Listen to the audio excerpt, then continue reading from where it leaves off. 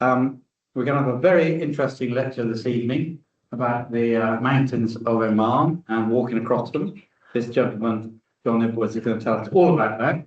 But I've got a few parish announcements to go through. Sorry for this, but first of all, welcome to all of you. My name is Martin Bishop. I am a trustee and the honorary treasurer of the society, which means I don't get paid at all, and certainly don't get paid for overtime. Fire, we've got no fire alarms planned for this evening. If we do, we do nothing this evening, scuttle through the back doors, out onto the street. There's some good wine bars down on Piccadilly, and we can gather down there and wait for the boys with the red flashing lights to come around. Phones, I've turned mine off. Can you turn your phones off or put them on silent? Most of you will know what the society is about, the British Omani Society. Our mission, I suppose, is to promote the understanding, the friendship between Oman and the UK, with a focus on promoting cultural exchanges, environment, pertinent for this evening, youth, which is becoming much more important to us, and facilitating business exchanges. We can't be too business orientated because we're a charity, so I've got to keep my eye looking over my shoulder for the Charity Commission. So we try and facilitate business connections. Now, the guys have given me something quite interesting to say to you, which I've never seen before, so it might be rubbish, but it sounds very good. So the Society's aim is to build on the deep roots of friendship, shared values and respect, to create connections, inspire cross-cultural understanding and empower the next generation to shape a vibrant shared future between Oman and the UK. I think that's, Jared, if you've written that, that's quite good, actually. Or did you copy it from somebody? Keep that. I'm not sure what it means, but it's very good. One other parish note is that it's our 15th year. Not married, I mean, it's the Society's 50th year, our Golden Jubilee this year. Not sure what we're doing, but we're going to have a big event sometime this year. But it's been a real privilege over the last 50 years. I've not been in it throughout, a good share of it, really to promote the exchanges with Oman, to make people aware of Oman, which is a marvellous place. Obviously, they're in a bit of a turmoil in the region at the moment, but it's still a marvellous place. Those of you who have been there many times more than I have, who haven't been there, it is a great place to go, even now, whilst there's some unsettlement in that area.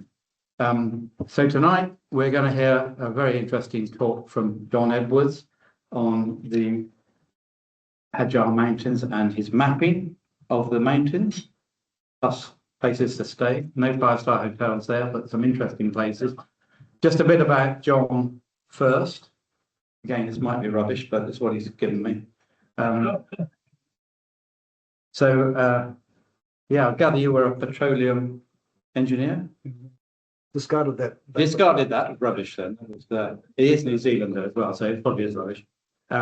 So you lived in Oman between 91 and 94 with the family, doing what? Oh, I'm not going to say that. Oh, all right. So during his time, they went back again for about, what, 12 years, 2022 to 14. And during that time, he obviously didn't have enough to do because he spent the winter wandering around the Hajar Mountains, mapping them. Not sure how you do that, he's going to tell us. But presumably it's resulted in these marvellous charts on the wall. And you've written a book, The Wilderness Trekking of Oman. So where is this book? We got lots of people here ready to buy it. You've sold out. I haven't quite sold out. Anyway, so you have carried out extensive research, I gather, with the British Library. You've been back to Oman several times in the mountains, working on with a network of mountain villages, guest houses, trying to develop your routes, I imagine, across the mountains. so that a lot of people can enjoy those treks through. Probably need your book, I imagine, and your very modestly priced maps to help them.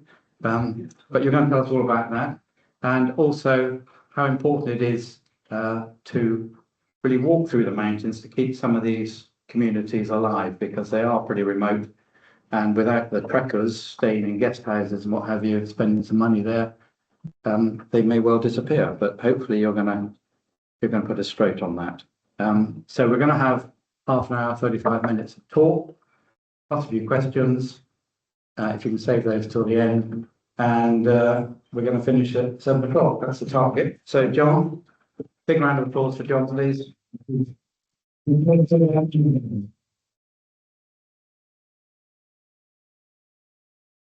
Oh, thank you very much for the introduction and for inviting me in your 50th year. Indeed. So my talk today will be on cartography in Oman, with particular reference to the Western Hajar Traverse, which is the long distance walk that will lead you from village to village, where you can enrich the local villages and staying at their guest houses. So my talk's in two halves. The first half, which is the general technology, starts off with the digital elevation model, which is a key. Which is a key really to the whole project. So that first slide is really the main point, actually. And then I'll describe other technologies, most of which you'll be aware of already. And then the second half of the talk, I'll be discussing how I actually made the maps of various parts of Oman. So I'll go into some detail of the features, spelling, how I work with the Ministry of Defence in Oman to get permission for all of this. And then I'll finish up with my workflow and supporting website. So this is the key slide, actually. And so what you're looking at is the space shuttle. The photograph was taken by an astronaut, and what he was doing was checking the self-installation of a 60-meter mast. And what this mast of the shuttle is designed to do, and was very successful, is to do a radar survey of 80% of the world's surface. And the point of this radar survey, and I'll explain why you need a mast to do it, is to measure the elevation of every point on the Earth, 80% of it. So not the poles, but pretty much everything else, and to a very high degree of accuracy. So that is the mast, the schematic. We've got transmitters and receivers on the shuttle itself, and receivers on the other end. Now, I'm going to go a little bit technical for a couple of minutes, and then we'll get more into the general after that. So the way it works is you have two frequencies, and then they're fired in bursts, and then the received signal at the shuttle and at the other end of the 60-meter mast is chopped by time, and each of those time pieces represents a piece of the Earth's surface from where you get your radar reflection. And you do that at both ends. And then you compare the phase shift of that received signal from the shuttle and from the other end. And that phase shift gives you the elevation of that reflecting point. So the reflecting point is a 30-meter circle. And the accuracy of the elevation is 5 meters locally and 10 meters in absolute terms. So that means you've got a contour map. In fact, they call it a digital elevation model, because it's actually just digits of 80% of the world's surface to an accuracy beyond, at that time, the state of the art. This survey was done in 2000. It's probably the most consequential thing the shuttle did, other than the Hubble spacecraft and the space station. This data set's still in use. It was acquired in 2000 over 10 days. So it's incredibly useful data. So let's go in more detail. So it basically, from the radar, you get the global elevations. And what this meant was that from this point on, it was no longer necessary to go from country to country to get their elevation data. At this point in time, most maps were made from land surveys and from aerial photography, often double pictures, stereo pictures, and you work out the elevations. And each country would be, not always, but often, quite sort of jealous about who had their data, particularly in the Middle East. In fact, for those of us who lived there, until today, the only proper contour maps you can get hold of are military maps, which is fine for the few expatriates who made military friends and got hold of some maps. Thank you. But for the average person, that was not possible. So this totally changed the picture. Now, the data was not released immediately. Who acquired this? Well, NASA was main one. Then there was a US National Geospatial Intelligence Agency, basically US intelligence. And there was technology also used or contributed, but from Germany and Italy. The acquisition was done in 2000. And initially, only sort of low resolution data was released to the public. They didn't release the full data set for 15 years. So in 2015, 1 arc second, a fraction of polar coordinates, but effectively 30 meters, that was released for free. So what that means is that from 2015, anyone in this room, anyone in the world can make a contour map of any part of any country without anyone's permission. Now, not many people know that. I see a few puzzle faces already. Not that, but that has been the fact since 2015. And this data set was acquired by the American intelligence and NASA with this intention. It was not acquired as a military project. The military were heavily involved, hence they kept it for 15 years, but it was always meant to be made public, as it was. So that's the most important part of my talk already. Just absorb that. Carrying on. So I'm going to give you an example of how I use that. By the way, the stuff on the walls is better because this projector is a bit flaky. But what you're looking at is one of the more dramatic parts of Oman, where you've got Wadi Anakar on one side, you have a depth of about 700 meters here, and that goes up to 3 kilometers, and then on the other side it's about 1,000. So it is a dramatic change in elevation. The way I'm displaying these elevations, which is the main point of these maps, is by color. And you can see the colors divided 100 meters by 100 meters. And I'm using a stream of colors to show the change in elevation. Then just for your interest, the first person to use a continuous line of different colors gradually changing to show data was Sir Isaac Newton. So it's quite an old idea. And one of the artists, Van Gogh, also used this coloring quite a lot in his art. The cartographers use it to show elevation. And in addition to the 100-meter colors, there's 25-meter contours. So each color's divided into 4.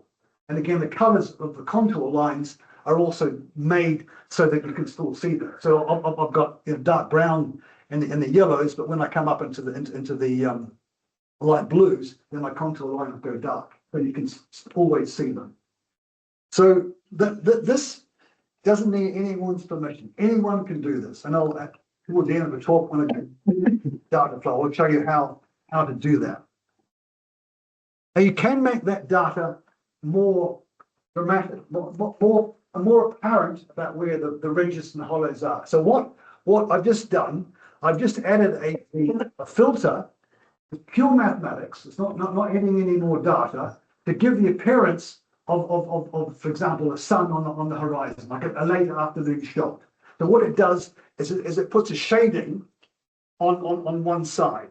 So the important thing to notice is it's just cosmetic, and the data in the shaded areas is still valid and interpretable. You don't lose it. So now it's very clear to see, because the red lines are walking tracks. How the walking tracks here are all lining up on the ridges, because that was the easiest way to walk. and that's the ridge line leading to Jebel Shams. And not quite part of the story, but I'm offering free airfare to anyone who can put ropes or not this walk here. I did this in '92, and I'm not strong enough to do it again. I want someone else to do it for me. Right, carrying on. So now I'm going to talk about another technology, something completely different, but you're all familiar with it, which is Google Earth. So I'm going to explain how Google Earth actually works. So Google Earth has taken this free digital Earth model. I mean, it exists, it's available for them to use. So what they do with it is they take satellite photographs and they basically they drape it over this contour map. So the reason they do that is, and you'll see examples, is it makes the Google Earth images very, very vibrant, very alive. You can see the topography and you can see the photograph in the same image. So it's a very, very clever idea. There are a few negatives of what Google Earth has done, but it doesn't matter unless you're really, very site cartographer. And that they've added two different data sets. They've added the digital Earth model, which has got an accuracy of, I said, of 30 meters, and they've also put on top of it these satellite pictures. Pixel in a typical satellite photograph is 12.5 to 20 meters. So by adding the two data sets to make it look dramatic, they've increased the error of the images to about 50 meters, which is fine if you're driving along the road. And I use it, Google Earth, digitize the roads that I've missed in my maps, because 50 meters is not a big problem. But it is a big problem if you're walking along a track, because if you're on the wrong side of the wadi, 50 meters can put you on the wrong side, then it's a problem. So I don't recommend you digitize walking tracks, which you sometimes can see. It's a common track on Google Earth. Stick it on your navigation device and follow it, because you could be on the wrong side of something you don't want. So a little bit of history of Google Earth. 2001 was development of Keyhole Earth Viewer, acquired by Google in 2004. And then in 2005, they launched a free version. In 2005 to 20, they added the high resolution and all the tools that we can use. So let me give you some examples. So this is what we call a vertical satellite mosaic. This satellite data of, in fact, the west of the Hajar. You can see that's a line of the mountain starting there, the dip slope heading to the northeast, and there are these bowls, erosion bowls, and a big cliff along the edge of the erosion bowls. So this data is multiple images, the central one and ones obliquely, and the oblique ones have been transformed to stack on the vertical one to preserve all of the geometrical data. This is good enough for a cartographer to make a map to an accuracy of between 12 and 20 meters.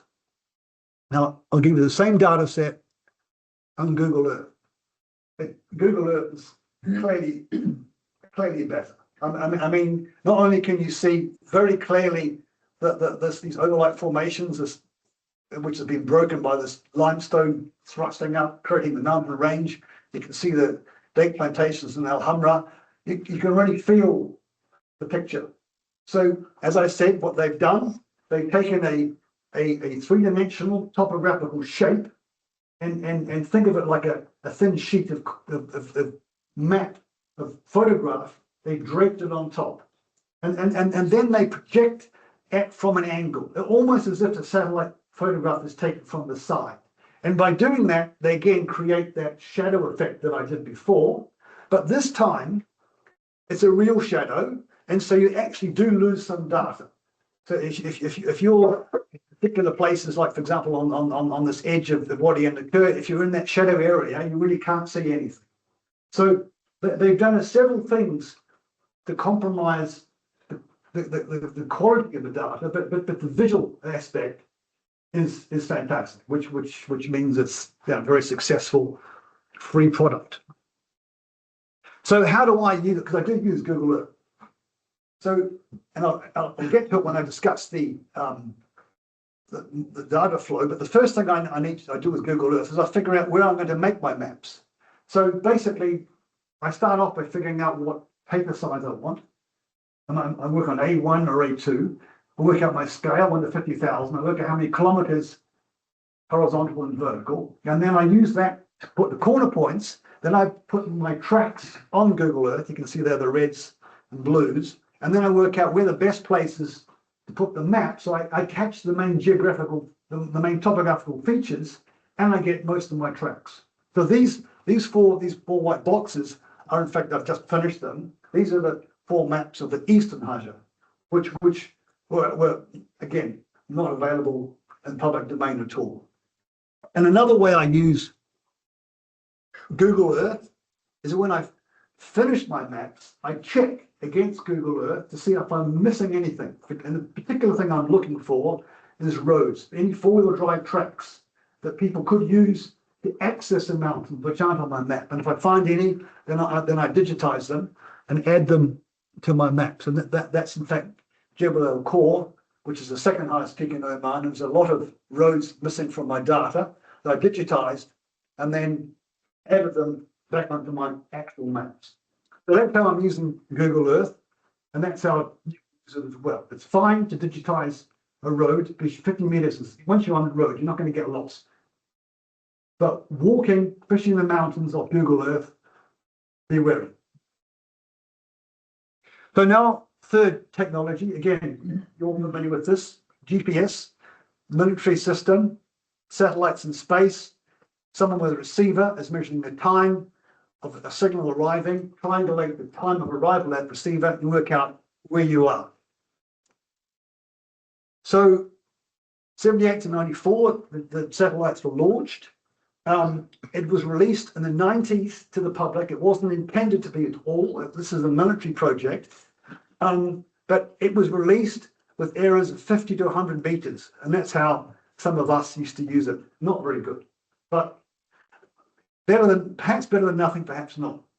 But then there were a number of instances offshore and with ambulances and various airplanes that said, if we can get a better system, then that would save lives.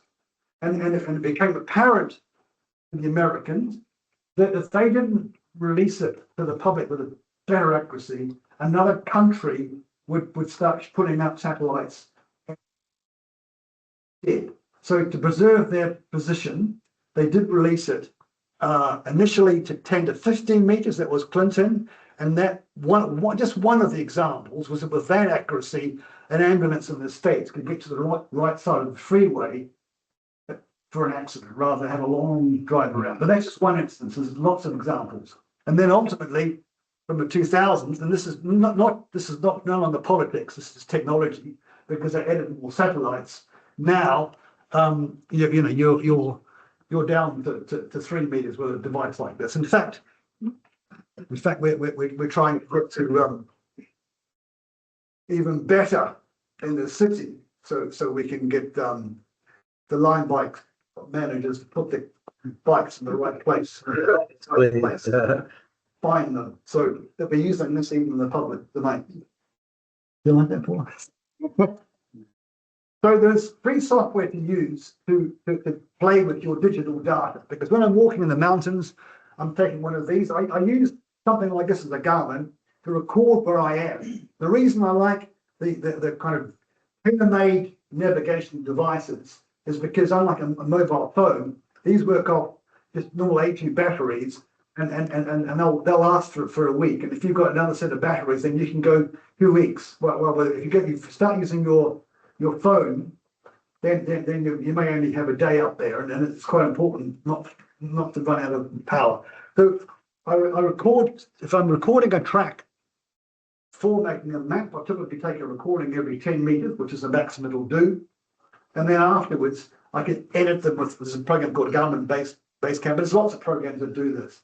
And you just play with the data and remove any errors. And when I say errors, if you're walking along a track with one of these, and then you stop to have a look at something, or you stop to relieve yourself or something, then you've got a spike. So you've got to get rid of that. Or better still, just take it out of your pocket, put it on the track, leave it there, and go and do your thing and come back and hope you don't forget where you put it.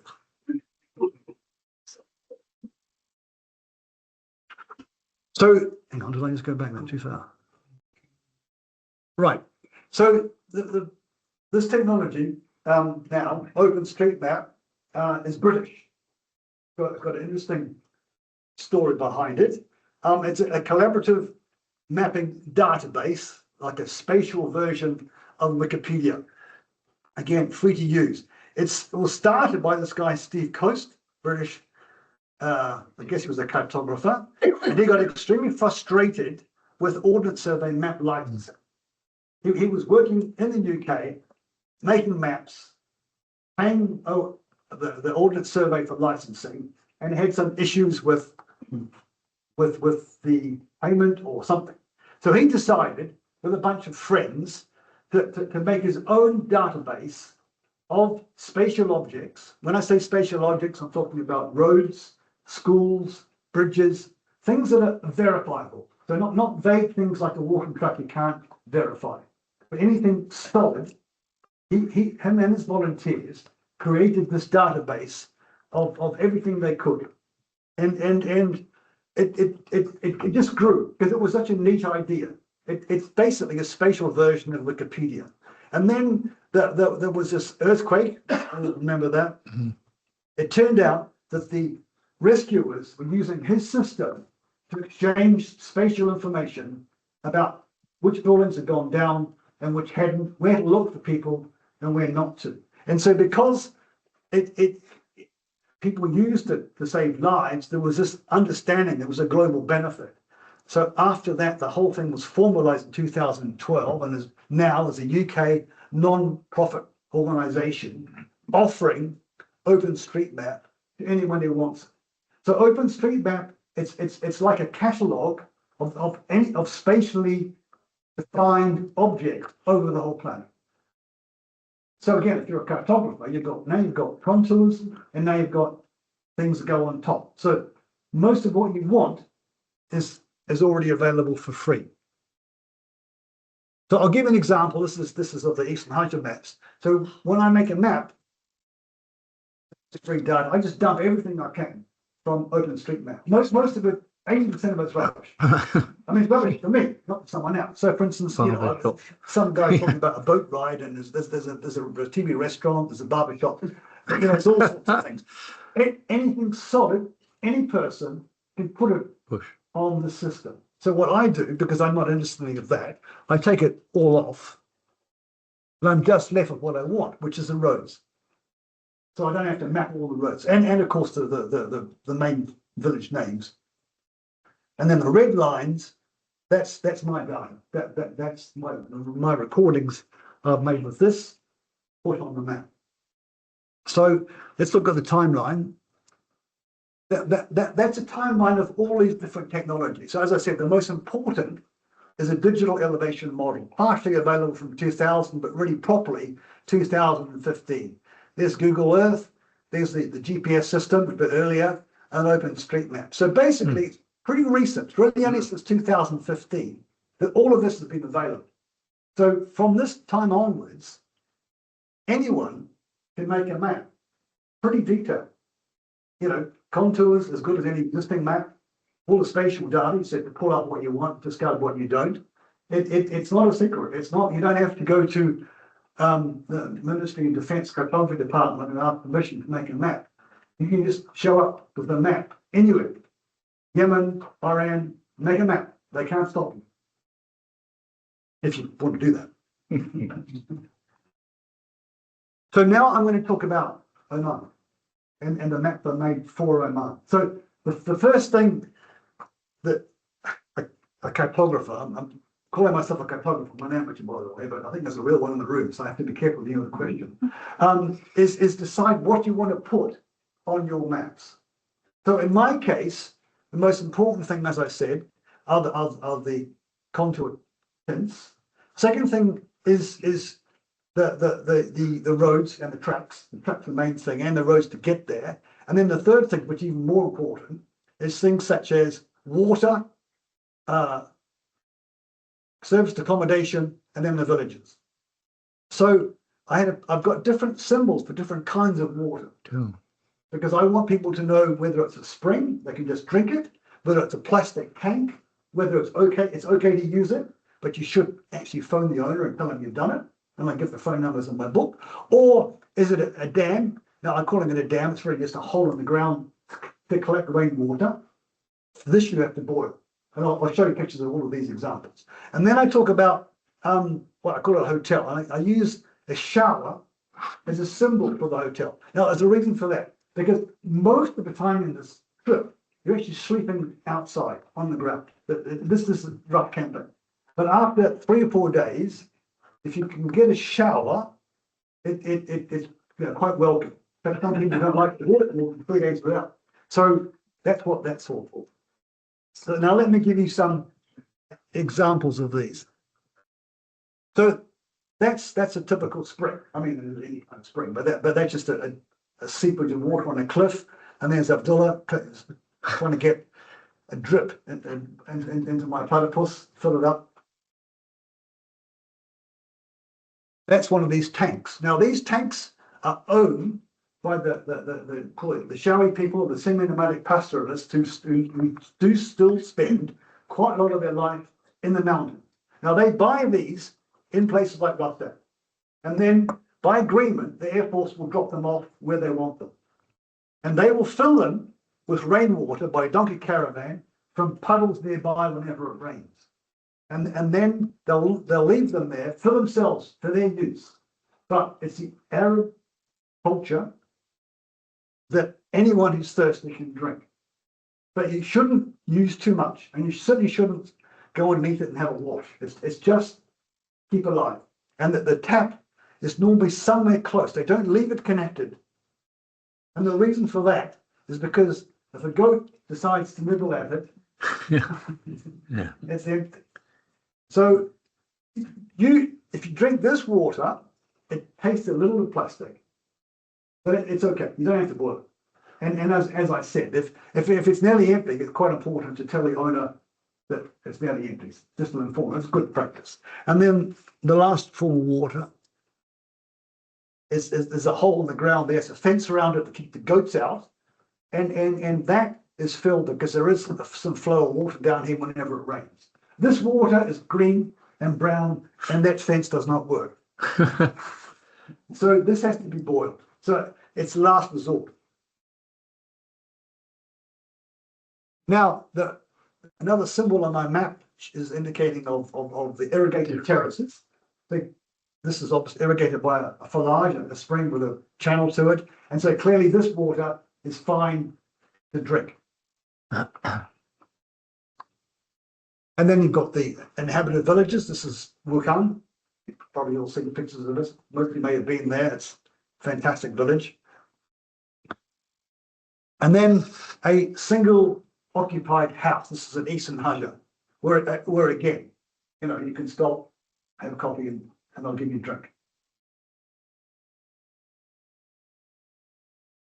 Now this is a symbol for abandoned villages. So these are often the unfortunately, there are villages like this where there's no one left at all. And by that's the motivation for this whole project, which my introduction explained. I just want people to keep a few rooms going in each one of these villages. This one's too late, it's already gone.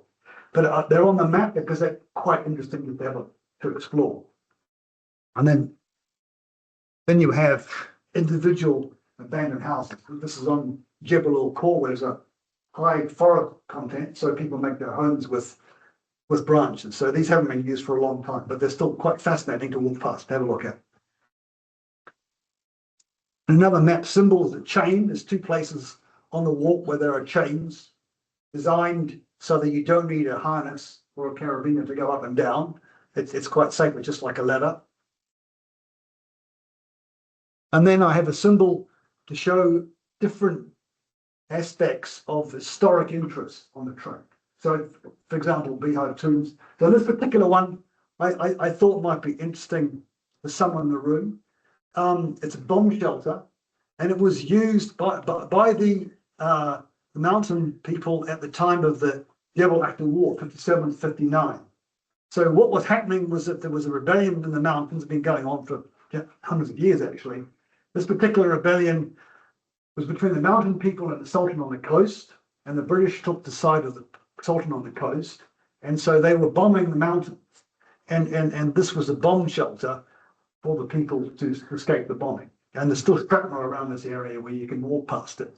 So what's interesting about this picture is a complete diversion, of course, but it didn't work. They couldn't subdue the mountains with aircraft. They had to send troops up there. Bombing alone didn't work. Sounds a bit familiar, doesn't it? So there was two ways up the mountain that they used. A very, very difficult way and a much easier logical. So the easy logical approach is called the FAF route, and that's on my maps. It's a lovely walk. And they send a diversionary force up that route. So you can walk a diversionary route. The actual route, well, steep slabs, no handholds, never would expect anyone to go up there, never mind hundreds of men fully armed. So that's the way they went up, make the actual attack. So that's not on my maps because that's not a route that I would recommend anyone would do. So in addition to the 1 to 50,000 maps you can see on the wall, I've also got 1 to 400,000 maps where I show all the points of remote water. There's a large concentration on the west end of the map. So this is just for people to plan their walks. And so these are downloadable on the website and they are on the book. And all of these points, the water points, are of course on the 1 to 50,000 maps. I've also got a map of serviced accommodation. So these are all the places you can stop and have a shower. So the serviced accommodation consists of really two extremes of accommodation. The ones, of course, I'm most interested in is a couple of rooms in a village where people have decided, thankfully, to try and preserve something of their culture and converted some rooms into places where walkers can stay. And after they supply water, they'll give you a meal. It's just their family meal, which they make for more people than normal. And it's fantastic. There are also 5-star hotels, which are not out of reach for kind of people who want to walk. Hopefully one day they'll two work together like they do in the UK and offer places to camp for people who are walking through and let them have a shower, take a room for an hour or something. But that doesn't exist yet, but that is an ambition. So now I want to talk about, Arabic place names, but that's just a part of the story. I want to try and explain to you that the reaction of the Ministry of Defence in Oman in 2018, just 3 years after this whole thing was possible, when they walked in with a contour map of their mountains to a higher standard than they had themselves. And they knew this was going to happen. The Cartography department in the Ministry of Defence, they knew it was going to happen because they are, of course, aware of the satellite acquisition. But they didn't think that anyone would do it quite so quick. And there was total shock and horror. It took 2 years for them to calm down. The first point was, what if you put a national border on your map? And it's not right. And look what happened in China. China's pulling out maps, 9 dots. Unofficial maps, 9 dots, and it's claiming the South China Sea. We've got border, we've been here long enough, they told me, John, to understand the borders. It's not all black and white. And I reassured them, no borders, I'm just dealing with the mountains. So that relaxed them somewhat. But it still took a lot of discussion up and down what to do. And they ultimately came to believe that, there wasn't anything sinister here. This was a genuine attempt to help the mountain tourism. I wasn't going to show a border. They couldn't stop me anyway. All I was going to do was print them outside the country. And I'm not going to search every person's bag for a map. And you can load the maps on a Garmin anyway. So let's just work together on this rather than fight. So then they said, right, let's work together. The big problem they had, which they wanted to deal with, is place name spelling. Now, again, for those of you who've lived in Oman, for example, Azeba, the suburb, you can drive 50 meters and see a different place name for the same suburb.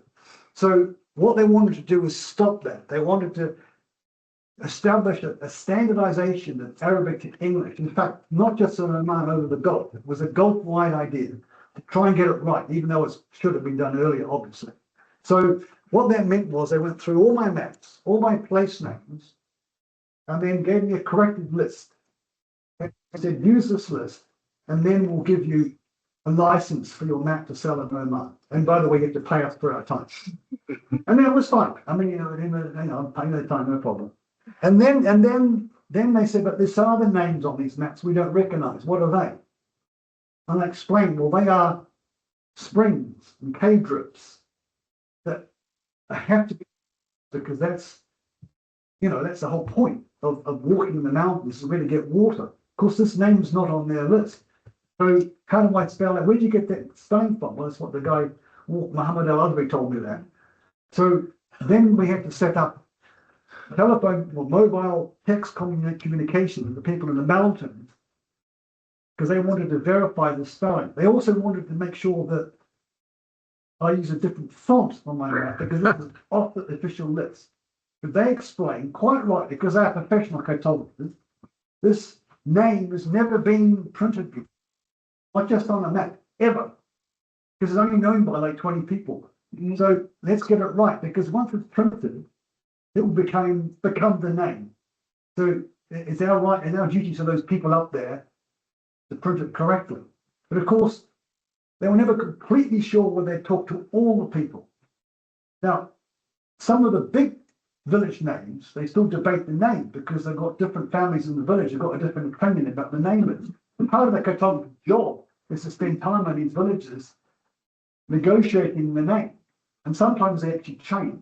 So they said, keep it, we'll talk to a few people, try and establish the name, use a different font, and do that every single time. So with all that effort, then these are just some of the names. For example, most of us call it Rakan, actually Rukan. Rus, there's 3 spellings on it. So they gave me the right list. I used the right list. Sometimes the right name, this one in particular is very important, because it's beginning with the walk. And most of the taxi drivers don't know their name. they know another name. Or they know another name completely, which is Al Hama for the same village. But Al Hama is something negative in Arabic. So anyway, there's a lot of issues with names. But the main point really is that after 2 years, the cartography department of the Ministry of Defence were enthusiastic for the whole project and blessed it, which is good. So now I want to give my workflow, because as I've admitted, I'm not a real cartographer. I'm just doing this for a fun hobby and to help the country that I spend so much time in. So that's me in green, and that's a professional cartographer. So I'm going to explain how we made these maps. So my initial point, I fix the map corners, I clean up all my walking tracks I've recorded with my device, I display everything on Google Earth. I'm happy with what I've got. Then I give to a real professional cartographer that data. And what they do is they extract from the digital Earth model everything on my 4 corners, plus 100 meters extra in case I shift the map. They extract everything from OpenStreetMap, just dump it, and then they give everything back to me in Adobe Illustrator, different layers on this drawing program. And so they do this completely objectively. They don't even look at the data. They just get my points, type it in, do it. So they're not doing any real work, but they're using a lot of coding, which would cost me money if I wanted to buy it, and a lot of time to learn. So it's a neat compromise. Then I spent about a month removing all the unwanted on-street mapping stuff. I plan my map key styles. I put all the colors on the contours. I take all the dots, which I've given my waypoints, and convert them into springs or whatever they are. And then I check with Google Earth, what am I missing? Digitize the missing rows, go back to them. They send it back, and then I finish the map. So just to give you an idea, They charge me £500 to do this per map. And if I'm making 3 or 4 together, that's £300 each. It's certainly cheaper than all the effort to learn all that code. But if you did want to do everything yourself, you could. But like I said, I find £1 from them and a month from me for each one of those maps. So the other half to this is not just making the maps, it's providing a website to the public so they can download the tracks. Because to walk these routes, you should have not necessarily the book. It'd be nice to buy the book, but you don't really need it. You do need a paper map, and you do need all the data of the tracks on a device like this. So making the website actually turned out to be almost as much effort as the book, because I did all the coding for this myself. So basically, this is the website, hajarhiking.com, where you can download those tracks. There's different tabs for the different mountain ranges, plus there's a lot of cultural information as well. So that's a download for one of the maps. That looks like, push the green button, you get a file on your computer, and then you upload to your navigation device. So this is good for my too. So the point of this photograph is just to give you an idea. This is Eastern Hajar. This guy, the two of us, we're walking across a Selma plateaus, about 1,200 to 1,800 meters. We can walk anywhere. It's undulating, it's fine. You don't need a map. You can just look at the sun, go. But then there's massive bodies crossing it. And you've got to be in the right place. In the right place, you've basically got a lovely stairway down. But if you're 10, I mean, that's straightforward. But if you're just 10 meters off, you know, look what you're going on. I mean, it's just, can't do it. So that's the whole point of having a very accurate personal navigation device with you and a map to know what you're looking for so that you find that. Otherwise, you're just turning around, because this particular wadi crosses, it's about 15 kilometers long. You're not going to walk around it. So now I'm going to give 4 examples of how different people or different groups have used my map. So the Western Hajar Traverse, which is the 209 kilometer, 16-day walk east-west across the Western Hajar Range, the book was published right in the middle of the pandemic. So my book launch was a disaster. It was cancelled.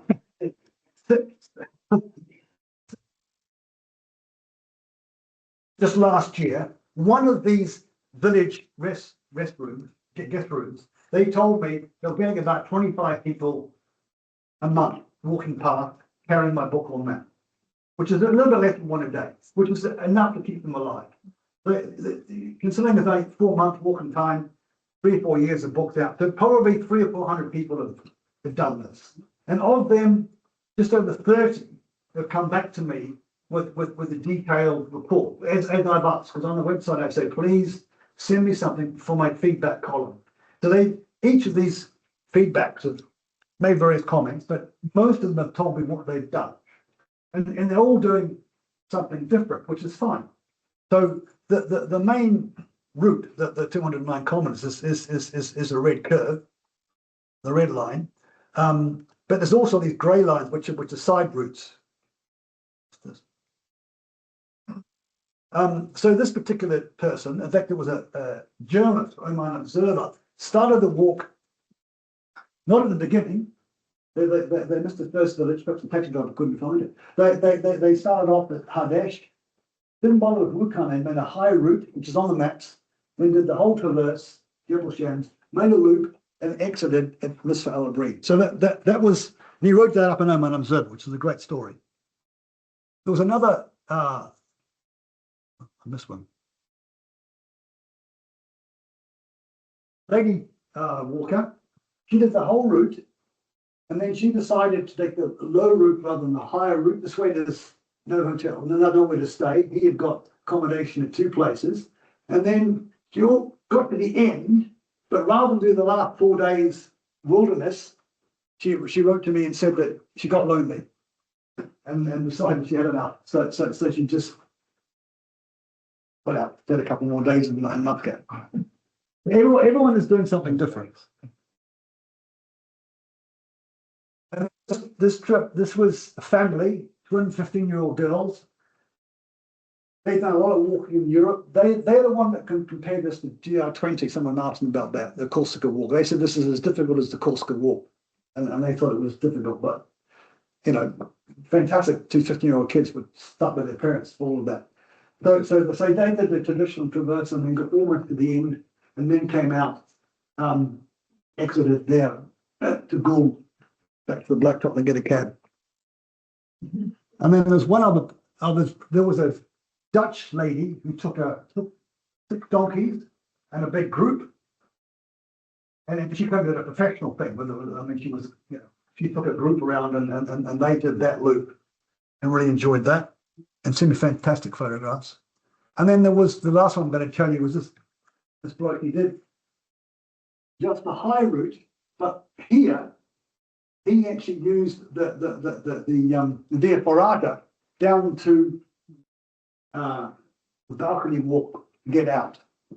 So no, I never thought anyone would do that. So basically, that's quite a difficult Via Ferrata, full path. It is towards the end of his walk.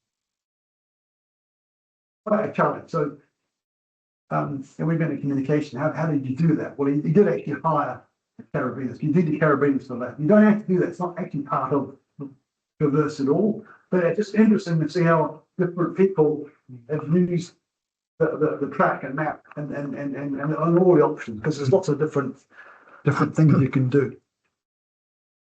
And that's it. Very good.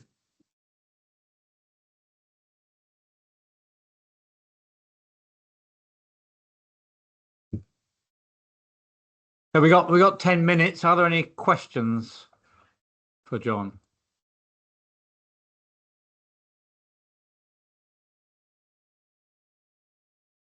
Those wonderful Bedu stairways in your walk, like the stone stairways and the rubber stick stairways. Yes, I have, and I'm going to call them Edmund stairways because they are misnamed by a lot of people as Persian steps. Oh, well, thanks. And they're not Persian; they are Arab steps, and there are some of them. Not the one you showed us. No, there's some more elaborate than that. And well, in fact, the most elaborate ones are in the book for a horse trail. There was not donkey, there was a horse pack route. And horses are much quicker than donkeys, but they're less nimble. So they have to make a very elaborate, low gradient, multi switchback track for the horse. Hasn't been used for 300 years, but the horse route is still there. And you can see these magnificent stairs. And that's the reason it's so good. Do you think in the future they will mark the routes like red and white, what they're doing, trying to do? They of the 16 days, 6 days are marked, and hopefully it'll be all marked one day. I mean, you know, I'm not sure how right it is for me to show up in another country and start painting, but that would be good. They already have marked some of the Six of the 16 days are marked. a long time ago. Oman youth, I think association, and they've done the walk and they loved it, and they've done some more work on the markings, and they are following that French style of red, white, and yellow, but not less than half. Have you marked the temperature variations on the wall? Yeah, that's all in the book. So it's actually quite dramatic. So even in winter, you can start off at the low altitudes at 20, 25 degrees, and it can freeze at night. So you really have to be prepared for quite a range. And that's over the 4 months. And what's the highest it would go up to? Well, in winter, you're not going to see anything above 25. But that's only on the 2 endpoints. I mean, once you go up, then the majority of the walk is from 1,500 meters and up. And then you're dealing with 12 to 5. And it is good temperature range, and it's dry as well. So it's not difficult to keep warm. It's not humid. It's not cold humid. It's cold dry. The biggest risk is forgetting that even though it's cold, sun, and you're still getting burnt. So even when it's 5 degrees in the early morning, you need to have sun lotion and a sun hat.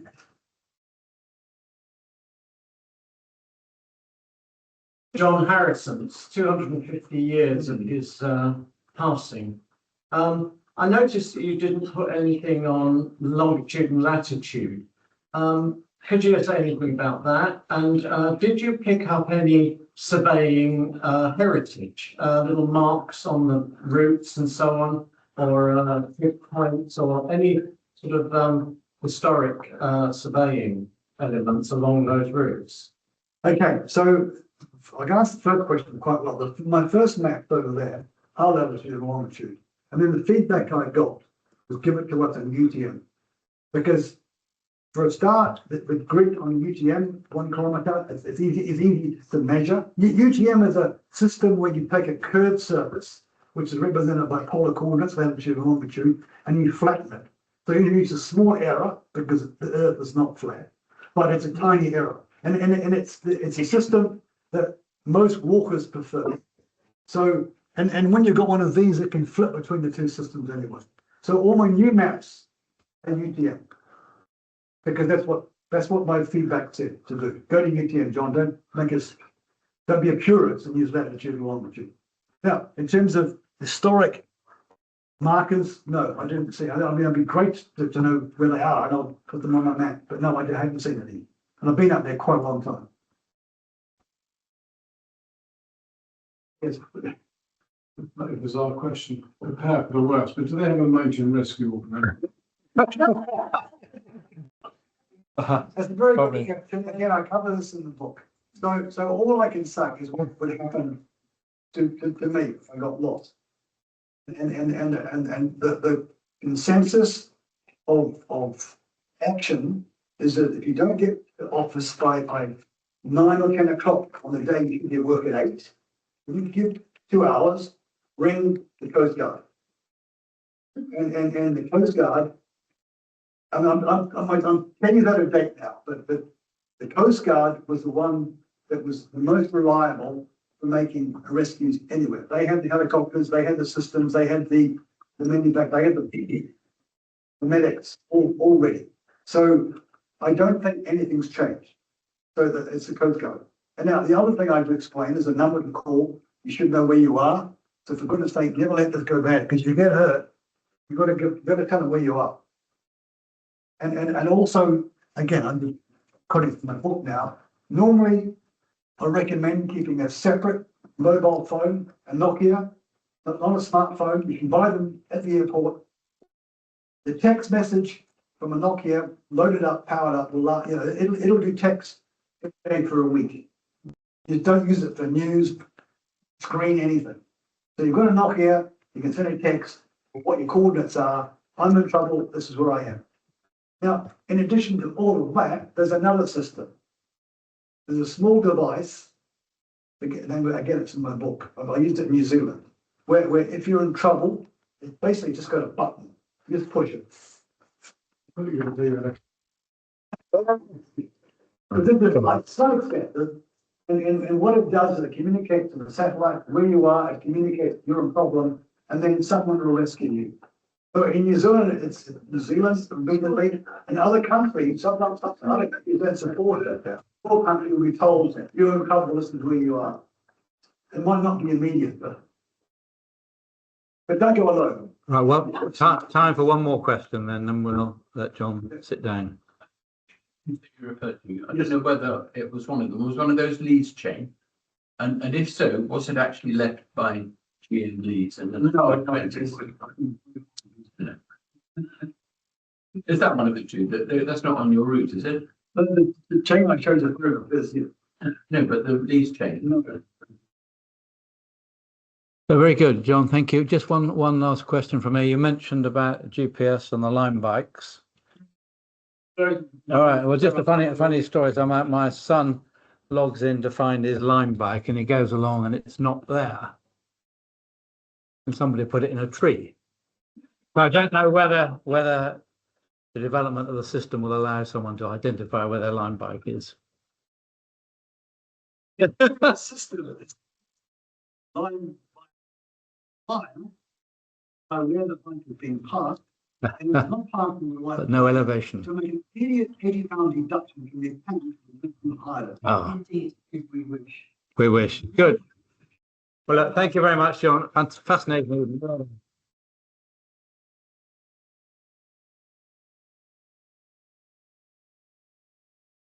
And when is the next edition of your book coming out? Who knows? Well done, thank you.